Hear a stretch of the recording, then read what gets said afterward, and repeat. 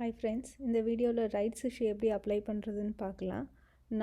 நான் இந்த video record பண்ணுற டைமில் வந்து பார்த்திங்கன்னா South Indian Bank rights issue ஓப்பனாக இருக்குது. அதை நான் பேஸ் பண்ணியே எப்படி ரைட்ஸ் இஷ்யூ அப்ளை பண்ணுறதுன்னு சொல்கிறேன். இது அப்ளை பண்ணுறதுக்கு 2 விதம் இருக்குது, ஆஃப்லைன் அண்ட் ஆன்லைன்.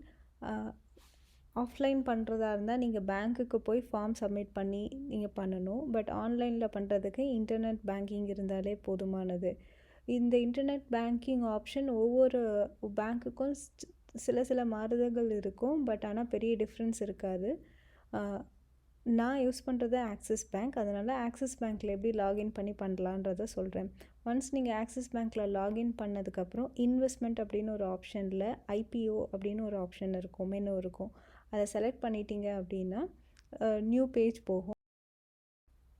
இந்த நியூ பேஜில் வந்து பார்த்தீங்கன்னா available IPOs and rights issue வந்து உங்களுக்கு லிஸ்ட்டாக இருக்கும்.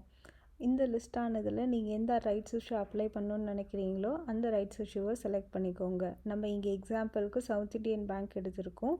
அந்த ரைட்ஸ் இஷ்யூவை அப்ளை பண்ணிக்கலாம். இங்கே வியூ டீட்டெயிலும் கொடுக்கலாம், இல்லை நீங்கள் அப்ளை லிங்க்கும் கிளிக் பண்ணலாம். இங்கே நான் செலக்ட் பண்ணுறேன்.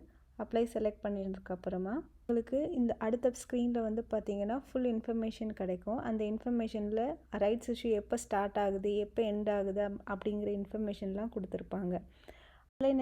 அப்ளை நவ் கொடுத்துட்டு அடுத்த பேஜில் வந்து இன்வெஸ்டர் டீட்டெயில்ஸை நீங்கள் இங்கே கொடுக்கணும். இன்வெஸ்டர் டீட்டெயில்ஸ் எந்த அக்கௌண்ட்லேருந்து இன்வெஸ்ட் பண்ணுறீங்க, எந்த பேங்க் அக்கௌண்ட்லேருந்து அமௌண்ட் எடுக்கணும் அப்படிங்கிற இன்ஃபர்மேஷனை கொடுத்துட்டு பிட் டீட்டெயில்ஸில் number of shares and bid price நீங்கள் இதை கொடுத்தீங்கன்னா அதுக்கு தகுந்த மாதிரி உங்கள் ஷேர்ஸும் பிட்டும் வந்து அப்ளிகபிள் ஆகும். ஒன்ஸ் நீங்கள் அதுக்கு எலிஜிபிள் ஆகுனீங்க அப்படின்னா அது வந்து உங்களுக்கு அலோகேட் ஆகும். ப்ரொசீட் பண்ணதுக்கப்புறமா நீங்கள் வெயிட் பண்ணணும். உங்களுக்கு மெயில் கன்ஃபர்மேஷன் வரும். உங்களுக்கு நீங்கள் வந்து ரைட்ஸ் இஷ்யூ உங்களுக்கு அப்ளிகபிள் ஆகிடுச்சா இல்லையா அப்படின்றத சொல்லுவாங்க.